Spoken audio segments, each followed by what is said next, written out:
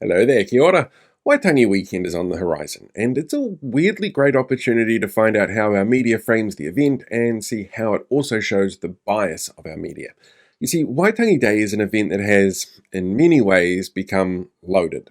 The public perception has been shaped for decades by media coverage that sets up adversarial perspectives where tangata whenua are framed as the aggressors and government MPs of every stripe get painted as the victims of aggression.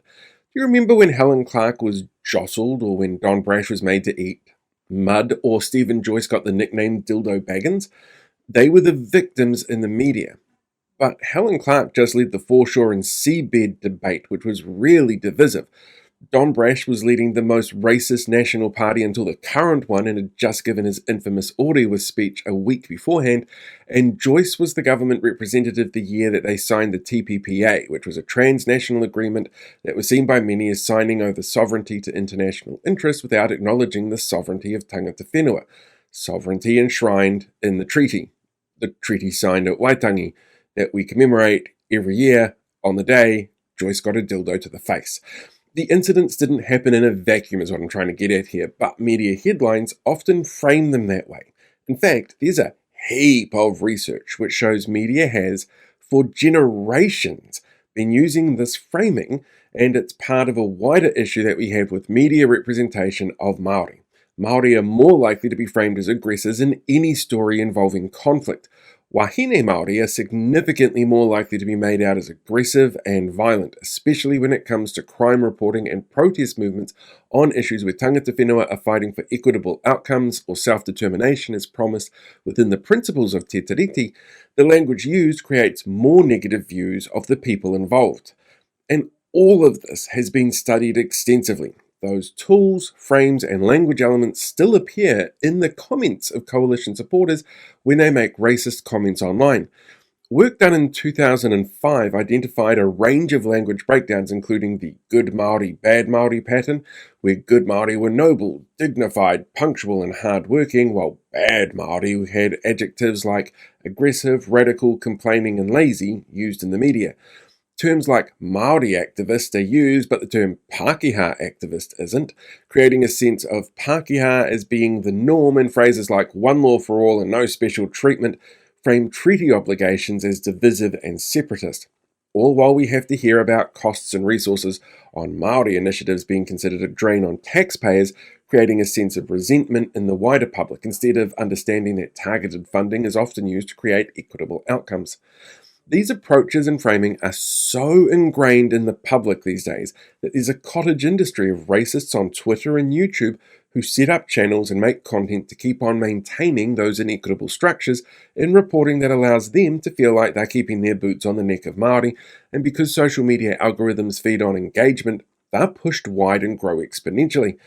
And these creators are the ones we saw pop up time and time again during the last local body election on their pages of hard-right candidates all over the country, on community group pages run by hard-right and disinformation peddling candidate supporters, and disinformation networks, including ones run by Voices for Freedom, and the occasional ACT candidate or former New Zealand First candidate. Those words have a long, measurable impact on the makeup of Aotearoa New Zealand.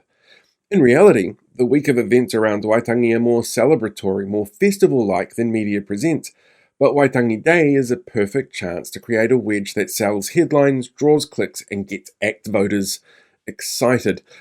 Like this headline, the preemptive "We Promise We'll Be Good" story about mana whenua, which frames Māori as the aggressors and MPs as potential victims. Or this headline about the treaty. Why is the headline 40% of people say this race-baity thing instead of 60% of people say the opposite? When 85% of people make decisions on how they interpret news based on a headline, this framing is clearly set up to be divisive. But here's another clickbait piece that vilified our founding document and flames fires of racism we saw the Prime Minister finally call out on Monday, after coalition supporters kept spreading racist bullshit around the tragedy at Moao. So, here's the challenge and a question to ask yourself. Watch the headlines over the next week. Watch how the most anti-Māori government in generations is framed and treated. Watch how people using the tikanga of the pai to raise issues and discuss concerns gets framed. And not just in media. Last year, David Seymour on ACT social channels played up the victimization to downplay questions from Guy Williams about his sex offender party president that mainstream media didn't ask. But Williams was still vilified for doing so in our most left-leaning mainstream media outlet. Look at how media uses the term the public. Academic research here has identified that this is often subconsciously used as a term for Pākehā, while Maori are framed as a separate group competing with the public. Then ask yourself what is gained and for whom by this continued generations-long framing of our National Day. After all, it sells headlines, it gets clicks, it makes racists on Facebook think they're not racist because they want to believe the man who thought it better to make jokes about comedians instead of admitting his party had a pedophile problem. And be really wary of it happening. That's the best way that you can stop it from spreading, by making sure you don't spread it yourself and being really aware of the impact that it has. Oh, hey there, podcast listeners. Thanks for checking out today's podcast, whether that's on video or audio. I really appreciate it. And I did finally get around to doing a podcast end tag, which I've been meaning to do for a while instead of just taking you onto the Facebook version.